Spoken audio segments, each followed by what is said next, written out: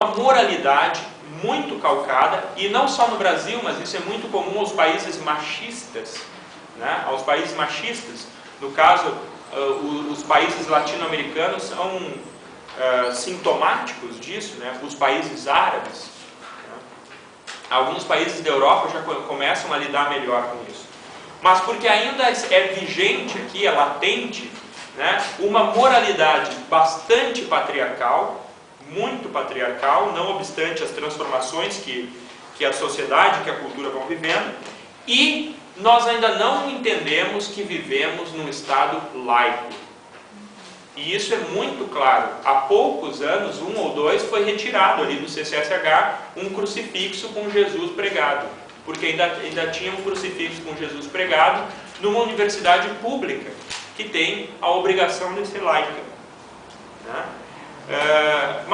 E estamos muito longe disso, né? Porque, por exemplo, nós temos feriados religiosos, né? Num país laico, e feriado não é nem de uma religião, é de uma igreja em específica, né? Feriado de Nossa Senhora não sei das quantas, né?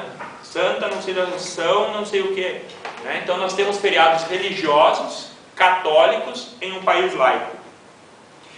Esta força da religiosidade que nos acompanhou por muitos séculos da nossa colonização e depois da estruturação do nosso Estado, não é em 10 ou 15 anos, ou através de um canetaço, que nós vamos desmontar, né?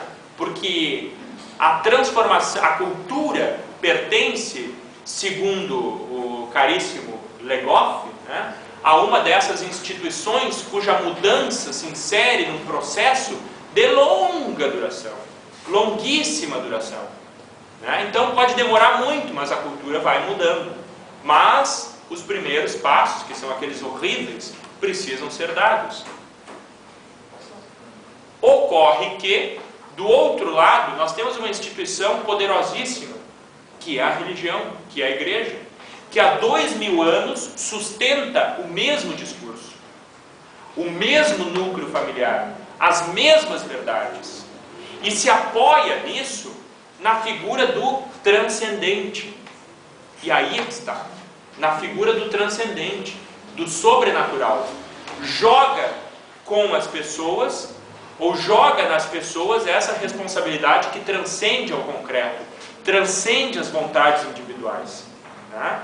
Por isso, é uma instituição muito poderosa e que, ainda que não esteja, né, formalmente como religião oficial do país, nós não temos como dizer que não somos um país tremendamente religioso, né? E essa religião, claro, prioriza, né, modelos hegemônicos que, claro, não são homossexuais, e arriscaria até dizer que não são pobres, e que também não são negros, nem são socialistas. Então, a partir dessas categorias, nós excluímos um sem número de pessoas, né? Um sem número de pessoas. Algumas dessas reflexões estão contidas nesse pequeno livro, né, que eu vou lançar amanhã na feira, que é resultado da minha dissertação de mestrado.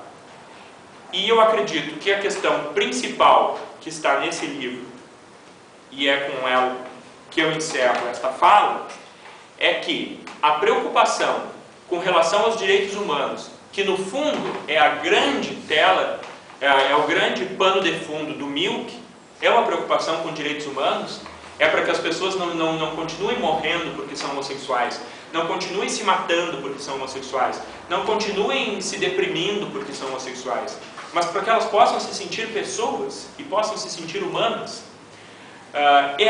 Então, nesse texto, tem a preocupação de perceber e entender os direitos humanos para além da academia, para além das reuniões das pessoas engravatadas com palavras bonitas e com a salvação da lavoura. Aqui não tem salvação da lavoura, né? Não tem salvação da lavoura. Tampouco tem a crença de que é com grandes, né, com empunhar bandeiras e tal, como sendo esse apenas o caminho da militância. Não. É perceber a militância em vários espaços, ocupar todos os espaços. Por isso, recrutar a todos aqueles que estejam disponíveis onde quer que sejam. Porque espalhar um discurso não homofóbico já é uma grande questão. A questão não é juntar todos os homossexuais do mundo e fazer uma revolução, não era isso que o Milk queria. Mas era juntar todos aqueles que guardam dentro de si, na sua construção, na sua subjetividade como indivíduo, um espaço para o não homofóbico. Porque ao espalhar um discurso não homofóbico, a homofobia se enfraquece. A homofobia se enfraquece.